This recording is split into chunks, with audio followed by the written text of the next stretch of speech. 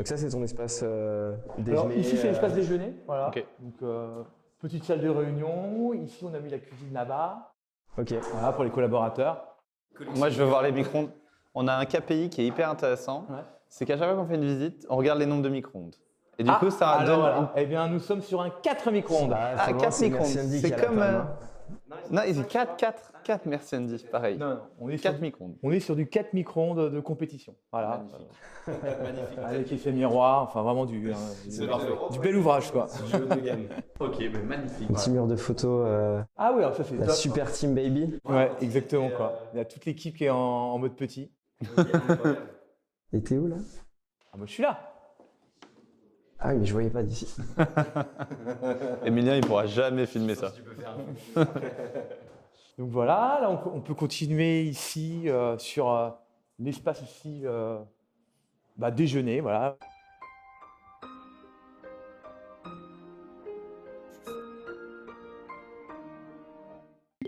Puis ici l'espace bar, voilà, où on finit nos petites soirées le soir. Et ici, ne bougez pas, vous êtes parfait quoi. L'espace présentation. Voilà, avec la petite télé pour mater les matchs de foot. C'est là où tu fais la wiki le lundi matin. Exactement quoi, le hands up. Go. Voilà. Ok. Et alors, du coup, en bas. Comment c'est organisé en bas? Eh bien, en bas, en fait, on a mis tous les country managers de tous les pays. Donc ici, on va avoir 35 nationalités. D'ailleurs, vous avez vu les défenseurs de chaque équipe ont mis leur petit drapeau. Voilà. L'Allemagne est plutôt là-bas. Okay. Le Brésil au fond. Voilà, le Brésil au fond, il y a l'Italie, il y a l'Espagne. Bon, l'Espagne, ils en parlent plus trop maintenant, depuis hier. Ils sont assez discrets, les Espagnols. C'est marrant, ils n'ont pas fait de bruit aujourd'hui. Et voilà, l'équipe française du support français. Et puis après, chacun des pays. Ici, on a la Norvège, la Finlande, la Suède, même la Flandre, là. Et on a Maurice qui est juste là-bas. Okay. Parce que la Belgique, on l'a opéré d'un côté la Wallonie et de côté de la Flandre. C'est vraiment deux particularités différentes. Au fond, l'équipe brésilienne. Après, on a mis deux petites salles de réunion de chaque côté. Et puis ici, du flex office, en fait, on a deux benches comme ça et tout, que les gens qui sont en télétravail ou veulent faire un petit point réunion rapide, se posent juste au milieu du petit bench, quoi. Avec un très beau sapin de Noël. Ouais, sympa. Donc chaque pays, c'est un bench, du coup. Non, des fois, il y a plusieurs benches pour un pays. Ouais. Et des fois, c'est plusieurs pays sur le même bench. Okay, ça dépend de la taille du pays. Il n'y a pas de règle. Voilà. Pays-Bas, par exemple, il est tout seul, Youp.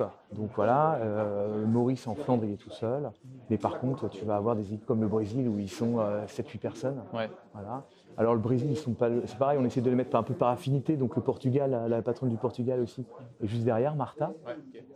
Mais voilà, donc on fait ça en bonne intelligence. Et puis voilà, ici on peut entendre parler italien. Enfin voilà, il y a c'est génial. Toutes les langues, ouais, c'est carrément. Et puis là-haut, du coup, on a mis plutôt l'équipe support, en fait, à savoir ici toute la partie acquisition, growth, ok, acquisition professeur, acquisition élève. Ah, ça, c'est vos potes exactement, quoi. Avec, on a donc Greta qui va s'occuper particulièrement de toute la partie acquisition américaine, voilà. Et puis Leïla qui s'occupe de toute l'acquisition prof. Alors il faut savoir que Leïla c'est une pépite, mais c'est l'ancienne patronne du Chili. Elle est arrivée pour s'occuper du Chili, c'est la country manager du Chili, et elle a voulu bifurquer sur un truc à rayonnement un peu plus international, et donc elle est devenue la patronne de l'acquisition prof. Donc elle travaille avec tous les country managers pour aller recruter massivement des profs, puisque c'est notre premier job, c'est de faire grossir la communauté de professeurs. Donc dès que tu arrives sur un pays, c'est d'abord, il faut que j'ai beaucoup de profs pour qu'après j'ai des élèves qui... En fait, le premier job d'un country manager quand il arrive, c'est de traduire le site et d'en faire une expérience très locale. Il faut vraiment que tu aies l'impression que si tu es sur le site du Mexique, que tu es au Mexique. C'est le country manager qui traduit? Ah ouais. Ok. Ah ouais. Et qui traduit même en termes de SEO, qui va mettre le système scolaire, qui va vraiment bien faire en sorte que la façon de chercher. Par exemple, tu vois, certains pays, tu cherches par barrio, d'autres par code postal, d'autres par adresse, d'autres par ville. Tu vois, donc il va vraiment tordre le système pour qu'on ait une expérience très locale. Il va aussi répondre au support, il va faire le support. Il va traduire, et puis il va recruter du prof. Voilà, il va recruter du prof avec tous les outils qu'on a, l'acquisition, le SEO, la rédaction de contenu, les partenariats, la croissance externe, enfin toutes les palettes qu'on a, voilà, et puis on va... C'est ton country manager qui sélectionne les cibles en croissance externe à chaque fois? En tout cas, qui les identifie. Voilà, les identifie. Moi, je suis assez pushy là-dessus. Après, ils sont autonomes. Généralement, c'est eux qui font le premier contact. En fait, ils contactent tous les patrons de tous les sites. pour faire un premier dialogue. Contact quoi, sur LinkedIn? Ouais, sur LinkedIn ou par mail, des fois tu as des formulaires de contact, des fois sur le site. Voilà. Et ensuite, ils discutent une première fois, qu'est-ce que tu veux, tiens, tu as envie de faire quoi, nous on est super bon, on se présente. On n'est pas du tout en mode, on est pushy, c'est-à-dire qu'on vient les voir, mais on vient les voir pour discuter. Ouais. C'est-à-dire qu'on vient leur dire, tiens, voilà, on est super prof, on arrive dans le pays, qu'est-ce qu'on peut faire ensemble, voilà. Et puis on voit ce qu'il en est. Le site anglais, là, dont j'ai parlé tout à l'heure, Tutorfair, on a dû l'approcher il y a 5-6 ans la première fois. Ah oui. Ah oui, c'était okay. Ah oui, d'accord. Quel prof pareil, ma première approche avec Benjamin, le patron, c'était il y a 4-5 ans. Ah oui, c'est pas des négos qui se font en 6 mois, tu te dis ça pas, dépend. je vais attaquer le pays. J'ai tout fait. Il y a des sites comme Don Professeur, je vais voir le mec il voulait vendre, il voulait vraiment s'en débarrasser, il voulait du cash, et en 3 semaines c'était plié. Bon moment. Et d'autres, c'est pas le bon moment, hein. D'autres, Tutorfair, entre-temps il a voulu lever de l'argent, entre-temps il en a levé, entre-temps après il y a eu le Covid, entre-temps, tu vois, il y a le... Ok. Et puis les envies personnelles, il y a des gens au début, ils veulent faire grossir la boîte, et puis au bout d'un moment, non, et du coup on rediscute. Moi j'essaie de garder des points réguliers avec les gens. Comme ça, on se fait des petits calls.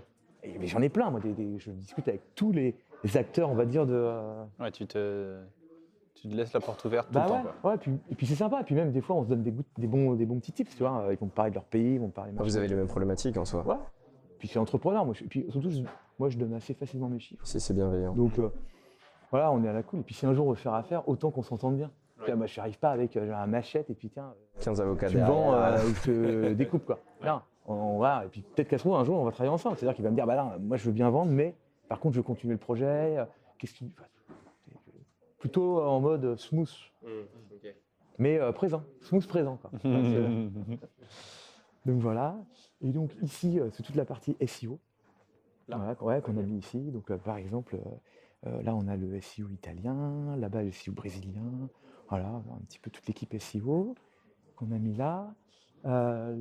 Et ici, la partie comptabilité, ressources humaines. Ok. Ouais. Donc là, mon petit bureau, mais ça, vous connaissez par cœur. Je cache mon bordel, discrètement, on ne filme pas le bordel. Et là-bas, cette partie-là, c'est toute la partie produit, en fait. Okay. Avec, tout à l'heure, je vous parlais de Mike, qui était mon freelance quand on a fait la première version de Superprof, et aujourd'hui, qui est le DA. Avec le bonnet, du coup. Le bonnet, le designer. Le designer, il a toujours un bonnet, sinon. Évidemment. Et puis, mon DG, là, qui était mon premier recrutement qu'on a fait, qui doit être en train de faire une réunion, je ne sais où. Donc, je ne peux pas vous le présenter. Et voilà un petit peu les bureaux de Superprof. C'est déjà très bien. Les bureaux sont incroyables. Tu as dit 750 mètres carrés. 750, exactement. Et ici, ouais. Et vous avez vu, c'est assez calme. En fait, on est 120. Ouais, c'est dingue. Et c'est assez calme. Hein. J'ai l'impression que c'est plus bruyant dans nos bureaux qu'ici. Après, nous, les gens, ils ont besoin de parler fort. Ouais, alors après, on a bien travaillé l'acoustique quand même en bas. En bas, on a bien travaillé l'acoustique. Mais il faut savoir que quand on a pris les bureaux, on a tout cassé. Hein. Ah oui, vous avez tout cassé? Ouais, on a tout cassé. C'était que des box ici. Là, box partout. Et donc, on a tout ouvert, nous. Et puis, on a retravaillé aussi les faux plafs pour justement travailler l'acoustique. Et puis là, par contre, on a tout enlevé les faux plafonds. Là, on a essayé de garder ce truc-là. On a mis les petits rails, la lumière. On a refait le sol, on a tout repeint. Et puis, on a fait les petits bêches au milieu avec les petites fleurs. On a mis pas mal de fleurs, de plantes. On aime bien. Et puis, voilà, les benches à taille humaine. Et puis, le petit bar aussi, on a construit le bar. Là-bas, il y avait une entrée, il y avait une secrétaire, il y avait le bureau de la direction. C'était les bureaux de qui, ça, ici, avant? En fait, c'était la mairie de Paris qui avait loué pour un truc genre qui s'appelait un peu... je ne sais plus si Nicole Sentier, c'est pas ça, mais c'était un truc genre... en fait, ils avaient essayé de mettre plein de startups dans le textile, ici. Un espèce d'incubateur de la mairie de Paris. Parce qu'ici, en fait, il faut savoir qu'on est dans le quartier du textile. Ici, c'est...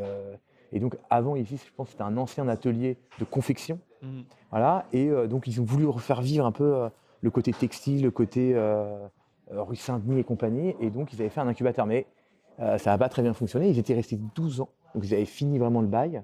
Et nous, on a repris un truc, tout à refaire, quoi. Tout, un peu vraiment à l'ancienne. Et donc, on a tout décloisonné, tout refait. Et puis, comme le prochain. Ah, le prochain, c'est encore plus beau. Là, on s'est entraîné avec celui-là. Voilà. Et après, on fait la masterpiece, quoi. C'est bien, on pourra revenir filmer sur la masterpiece. Ouais, normalement, quoi. Très cool, en tout cas. Ils sont très, très beaux. Magnifique, magnifique. Merci pour cette visite. En tout Ah bah cas. de rien, écoutez, non, mais les mecs. Et hâte de venir faire ce catch-up l'année prochaine dans les nouveaux bureaux avec les nouveaux objectifs atteints. Ah oui, je croise les deux moi aussi. On a envie de dépasser. Ah, j'espère. Très cool.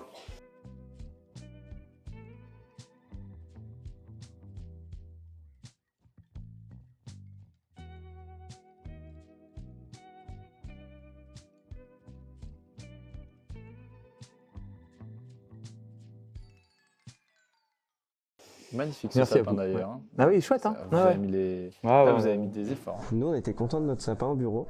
Et ben, il faut dire que il est moins bien. On est beaucoup aussi, hein, donc ils se sont mis à un moment, il y avait 15 personnes qui étaient en train de faire déco. Il faut savoir que voilà, ça a bien plu quand le sapin est arrivé, il est arrivé la semaine dernière. Tout le monde était motivé. Il y avait 15 personnes qui jouaient les guirlandes, les machins, ils pliaient, il y en avait un en haut qui faisait Des la cadeaux dessous. Ouais, ouais.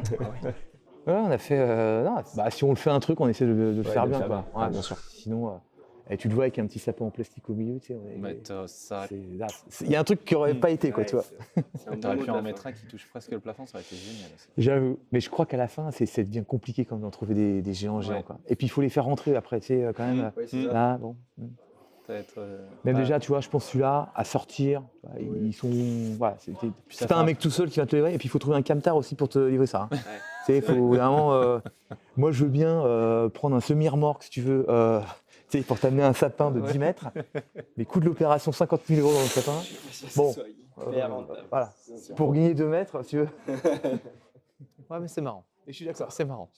Et bien, dans les prochains bureaux, voilà. La prochaine fois, tu sais ce que tu fais, c'est que tu en plantes un. Tu vois, Voilà. et comme ça, tu attends et chaque Et année, j'attends. tu vois, Ouais. tu auras un grand sapin à la fin.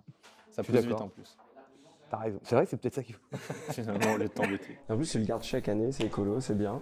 On est d'accord. Faut juste penser à l'arroser, Après, quoi. je sais pas ce que ça donne un sapin à genre 20-22 degrés toute Ouais. l'année. Avec la clim qui se prend et tout. Ouais, je sais Ouais, pas. je sais pas.